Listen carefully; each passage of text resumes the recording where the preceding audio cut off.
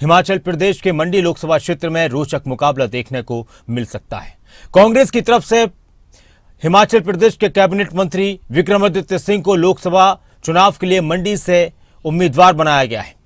विक्रमादित्य सिंह पूर्व मुख्यमंत्री स्वर्गीय वीरभद्र सिंह के बेटे हैं और फिलहाल पीडब्ल्यूडी मिनिस्टर हैं हिमाचल प्रदेश में।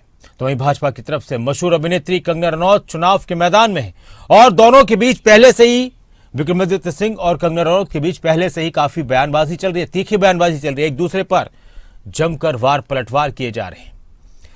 कल सीईसी की बैठक में विक्रमादित्य सिंह के नाम पर मोहर लगी मंडी लोकसभा क्षेत्र से और फिर शाम को कांग्रेस की तरफ से एक लिस्ट जारी की गई जिसमें हिमाचल प्रदेश के दो नाम थे, विक्रमादित्य सिंह मंडी लोकसभा से और विनोद सुल्तानपुरी शिमला लोकसभा से उम्मीदवार।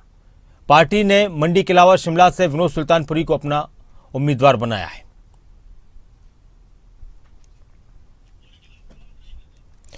तो हिमाचल प्रदेश की ये लड़ाई और भी दिलचस्प होती जा रही है, खासतौर से मंडी सीट सबसे ज्यादा सुर्खियों में रहने वाली है। नहीं, हमारी तो सिर्फ 4 सीटें, 4 सीटों पर चर्चा हो गई है। मंडी को लेकर सर चर्चा हुई है क्या?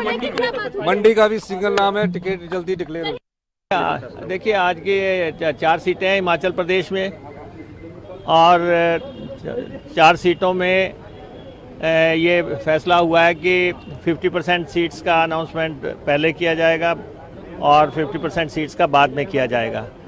और इन प्रिंसिपल हमने डिसाइड किया है कि एमएलएस को फील्ड करेंगे।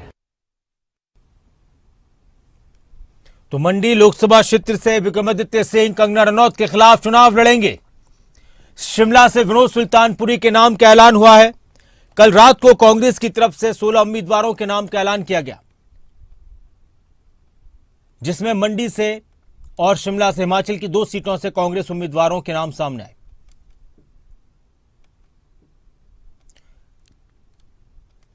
तो अगर बात की जाए मंडी लोकसभा शिमला लोकसभा की तो वहां तो उम्मीदवार आ चुके हैं, लेकिन ये लड़ाई बहुत दिलचस्प और तीखी होने वाली है। विक्रमादित्य सिंह वर्सेस कंगना रनौत, दोनों के बीच पहले से ही वार पलटवार का दौर जारी है। व्यक्तिगत टिप्पणियों का दौर जारी है। सोशल साइट एक्स के जरिए निशाना साधा जा रहा है। ये शिमला सीट है।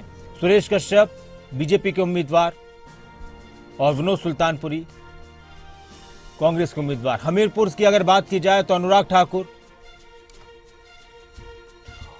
और इस वक्त हमारे साथ हिमाचल कांग्रेस के अध्यक्ष प्रतिभा सिंह जी जुड़ चुके हैं। नमस्कार प्रतिभा सिंह जी, स्वागत है आपका खबर अभी तक पर। नमस्कार जी। नमस्कार मैम, आखिरकार लोकसभा चुनाव को लेकर 2 सीटों पर तो ऐलान हो चुका है। विक्रमादित्य सिंह कंगना रनौत के खिलाफ चुनाव लड़ रहे हैं।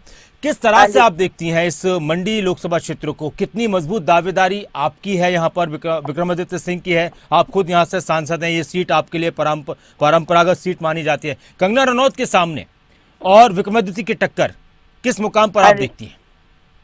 देखिए, ये सीट बहुत लंबे अरसे तक हमारी परिवार की रही जी। स्वर्गीय वीरभद्र सिंह जी भी 4 बार यहाँ से सांसद रहे हैं। 3 बार मुझे भी मौका मिला है मंडी की जनता की सेवा करने का। और इस बार हाईकमांड ने ये निर्णय किया कि हमें एक नौजवान चेहरा उतारना चाहिए, तो विक्रमादित्य पर सहमति बनी और कल उनका नाम अल्टीमेटली हाईकमांड ने फाइनलाइज किया है।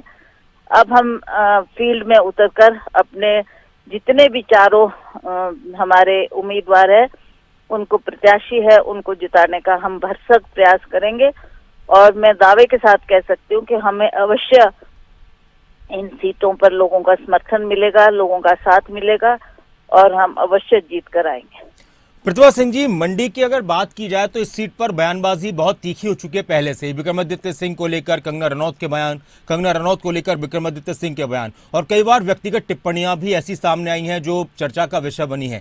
इस तरह की व्यक्तिगत बयानबाजी मंडी लोकसभा क्षेत्र के मतदाताओं के दिलो दिमाग पर क्या असर डालती है? हिमाचल में इस तरह की बयानबाजियां को आप राजनीति में कहाँ पाती हैं?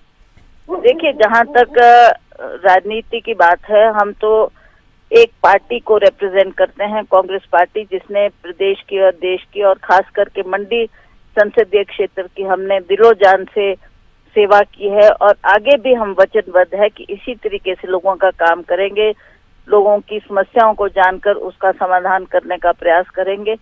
जहाँ तक विपक्ष की बात है, ठीक है, उन्होंने एक अभिनेत्री को फील्ड में उतारा है, वो अपनी उपलब्धियां बताए, अपने काम बताए और क्या करना चाहती है राजनीति में आकर, वो उनका मकसद होना चाहिए, उसी पर उनकी टिक्का टिप्पणी होनी चाहिए कि व्यक्ति विशेष पर कोई टिक्का टिप्पणी ना करे। और उसी तरह से हमें भी इससे गुरेज करना है। व्यक्तिगत तौर पे किसी के ऊपर आरोप लगाना गलत बात है। एक महिला होने के नाते उनका आदर सम्मान करना हमारा भी कर्तव्य है। अच्छा मैम, दो जो और सीटें बाकी रह गई हैं, तो उन पर औपचारिक घोषणा कब तक हो जाएगी और किन किन के नाम ऐसे हैं जो सबसे आगे हैं? अब देखिए, कुछ शॉर्टलिस्ट करके हमने हाई कमांड के सामने वो नाम रखे हैं।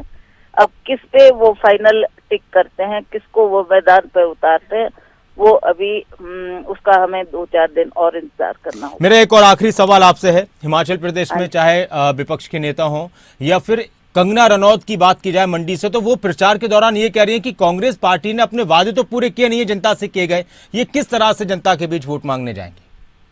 आखिरकार उनको तथ्य जान लेने चाहिए कि क्या तथ्य है।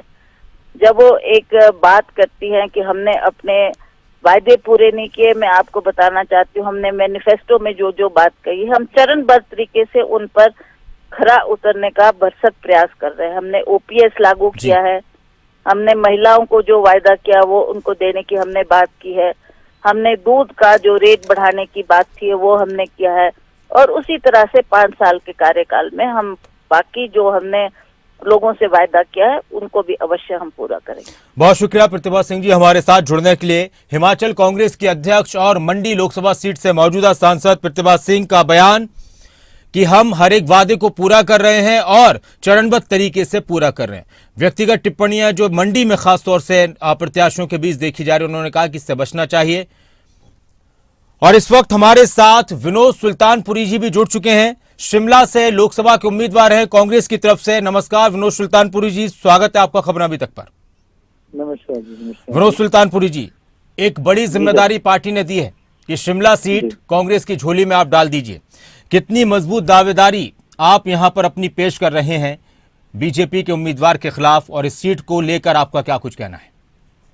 देखिए, ये हमारे, मैं धन्यवाद करता हूँ हमारी हाईकमान का, जिन्होंने मुझे इस लायक समझा। और क्योंकि इसके ऊपर पहले भी हमारे पिताजी 6 बार सांसद रहे हैं जी, तो हमारा यहाँ पे दिली रिश्ता भी है और एक जिम्मेदारी समझता हूँ मैं अपने शिमला पार्लियामेंट के लिए कि हम यहाँ पे कैसे बेहतर काम कर सकते हैं, और जो हमारे पिताजी के अधूरे सपने हैं उनको पूरा करने के लिए जो मुझे अभी जिम्मेदारी मिली है उसको हमने काम पूरा जमीनी स्तर पे करना है। तो इस तरह से हम सोच सकते हैं।